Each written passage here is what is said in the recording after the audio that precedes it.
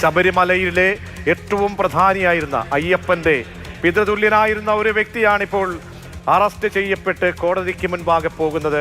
മറ്റ് നടപടിക്രമങ്ങൾക്ക് സ്വർണ്ണക്കൊള്ള എന്ന അയ്യപ്പൻ്റെ സ്വത്തടിച്ചു മാറ്റിയ കേസിലെ കൊടും കുറ്റവാളികൾക്കൊപ്പം ആ പട്ടികയിലേക്ക് ശബരിമല തന്ത്രിയുടെ പേര് കൂടി, ആ ചിത്രം കൂടി വരുന്നത് എന്ന പ്രത്യേകത സങ്കല്പിക്കാൻ പോലും കഴിയാത്തതാണ്. ജിബിൻ JB തിരുവനന്തപുരത്ത് നിന്നും ചേരുന്നുണ്ട്. ജിബിൻ, നടപടിക്രമങ്ങൾ ഇനി എങ്ങനെയാണ്?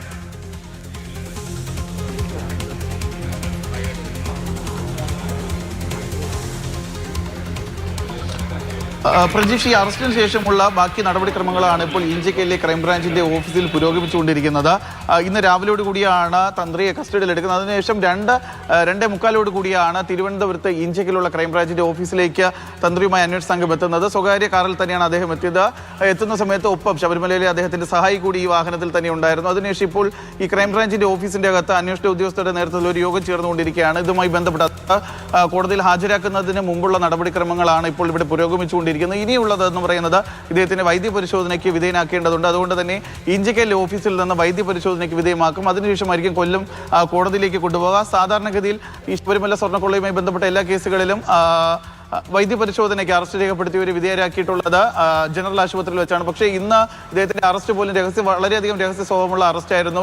ചോദ്യം ചെയ്യലെല്ലാം തന്നെ രഹസ്യ കേന്ദ്രത്തിലായിരുന്നു. അതുകൊണ്ട് തന്നെ ജനറൽ ആശുപത്രിയിലേക്ക് കൊണ്ടുപോകും, അതല്ലെങ്കിൽ വഴിമാറ്റി ഫോർട്ട് ആശുപത്രിയിലേക്ക് വൈദ്യപരിശോധനയ്ക്ക് കൊണ്ടുപോകും എന്നുള്ള ഒരു കാര്യമാണ് ഇനി അറിയേണ്ടത്. അങ്ങനെ വൈദ്യപരിശോധന പൂർത്തിയായി കഴിഞ്ഞാൽ അവിടെ നിന്ന് നേരെ കൊല്ലം കോടതിയിലേക്ക് തന്നെ കൊണ്ടുപോകും. ഇന്ന് തന്നെ അത് കോടതിക്ക് മുന്നിൽ അദ്ദേഹം ഹാജരാക്കുമെന്നാണ് നമുക്ക് ഇവിടെ നിന്ന് ലഭിക്കുന്ന വിവരം. എന്തായാലും നിർണായകമായ ഒരു അറസ്റ്റ് തന്നെയാണ് ഉണ്ടായിരിക്കുന്നത്.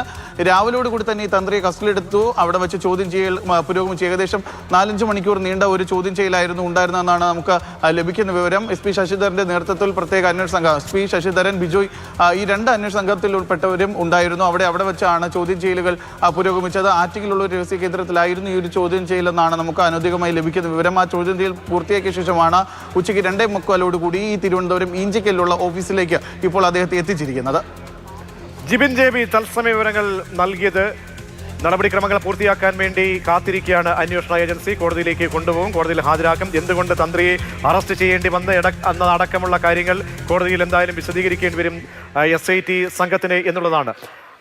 ഇനി നമ്മൾ ഇതിൻ്റെ പൊളിറ്റിക്കൽ സൈഡ് കൂടി അഭിലാഷ് പരിശോധിക്കുകയാണെങ്കിൽ ഇതുവരെ നമ്മുടെ മുന്നിലുണ്ടായിരുന്നതാണ് രാഷ്ട്രീയ ചർച്ചകളിൽ ഏറ്റവും കൂടുതൽ ആക്കം കൂട്ടിയ ഒരു വിഷയമാണ് ശബരിമല. അവിടെ മുൻ ദേവസ്വം ബോർഡിൻ്റെ പ്രസിഡന്റിൻ്റെ രാഷ്ട്രീയ പശ്ചാത്തലം, വാസുവിൻ്റെ 2 പേരുടെ രാഷ്ട്രീയ പശ്ചാത്തലം, ഒരു അംഗം അറസ്റ്റിലാകുമ്പോൾ അദ്ദേഹത്തിൻ്റെ കൂടി രാഷ്ട്രീയ പശ്ചാത്തലമുണ്ട്. ഇവിടെ ഇപ്പോൾ തന്ത്രി കൂടി ഈ സംഭവത്തിൽ ഇൻവോൾവ്മെൻ്റ് ആകുമ്പോൾ ഈ ചർച്ചകൾ ഏത് നിലയ്ക്ക് വഴിമാറാനാണ് സാധ്യതയുള്ളത്?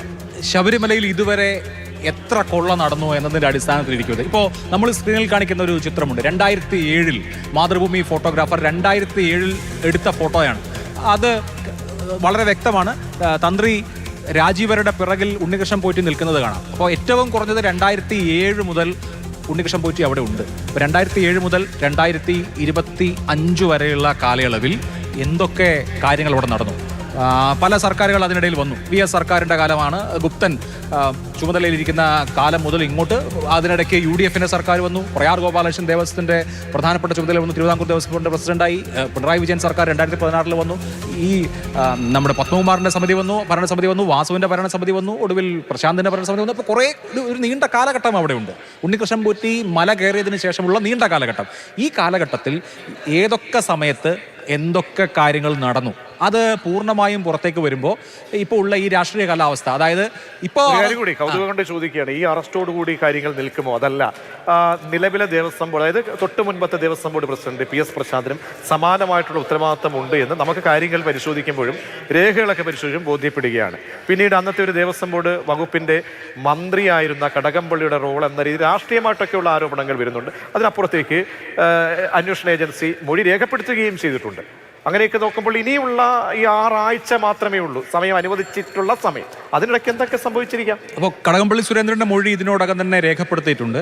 അപ്പോൾ ദേവസ്വം ബോർഡ് ഒരു സ്വതന്ത്ര സ്ഥാപനം എന്നുള്ള നിലയിൽ ഈ കാര്യത്തിൽ എല്ലാത്തിനും ദേവസ്വം മന്ത്രിയുടെ അനുമതി വാങ്ങേണ്ടതില്ല. പക്ഷെ അതിനപ്പുറത്തുള്ള റോൾ, അതായത് ഈ ഉണ്ണികൃഷ്ണൻ പോറ്റി സ്വർണം അവിടെ നിന്ന് കൊണ്ടുപോകുന്നതുമായി ബന്ധപ്പെട്ട എന്തെങ്കിലും റോൾ കടകംപള്ളി സുരേന്ദ്രൻ അന്നത്തെ ദേവസ്വം മന്ത്രിക്കുണ്ടെങ്കിൽ സ്വാഭാവികമായിട്ടും അവിടെ കൂടി അത്ര ഉത്തരം പറയേണ്ടി വരും. പോകാതിരിക്കാനാകില്ല. അന്വേഷണം അങ്ങോട്ട് കൂടി വ്യാപിക്കും. പുതിയ ബോർഡിന്റെ കാര്യത്തിൽ ഏറ്റവും ഒടുവിൽ 2023 മുതൽ 25 വരെയുള്ള ഘട്ടത്തിൽ ഈ പാളികൾ കൊണ്ടുപോകാൻ, അതായത് ഉണ്ണികൃഷ്ണൻ പോറ്റിയുടെ കയ്യിൽ കൊടുത്തുവിടാനുള്ള ശ്രമം നടന്നെങ്കിലും അത് ആ അർത്ഥത്തിൽ പ്രായോഗികമായില്ല. ദേവസ്വം ബോർഡ് ഉദ്യോഗസ്ഥർ തന്നെ പാളികൾ ചെന്നൈയിലെ സ്മാർട്ട് ക്രിയേഷൻസിലേക്ക് കൊണ്ടുപോവുകയും തിരികെ കൊണ്ടുവരികയാണ് ചെയ്തത്.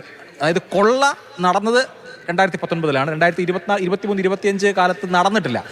അത് കൊള്ളയ്ക്കുള്ള ശ്രമമായിരുന്നോ എന്നുള്ള സംശയം അവിടെ വളരെ പ്രസക്തമായിട്ട് തന്നെ ഉണ്ട്. മുരാരി ബാബു അടക്കമുള്ള ആളുകളാണ് അന്നും ഈ 2023-25 കാലഘട്ടത്തിലും ഇത് കൊടുത്തുവിടാനുള്ള ഉത്സാഹമൊക്കെ പ്രകടിപ്പിച്ചത്. അങ്ങനെ പല പല കാര്യങ്ങളൊന്നും ഹൈക്കോടതി തന്നെ ചില രൂക്ഷമായ പരാമർശങ്ങൾ PS പ്രശാന്തിനെതിരെ നടത്തിയിട്ടുണ്ടായിരുന്നു.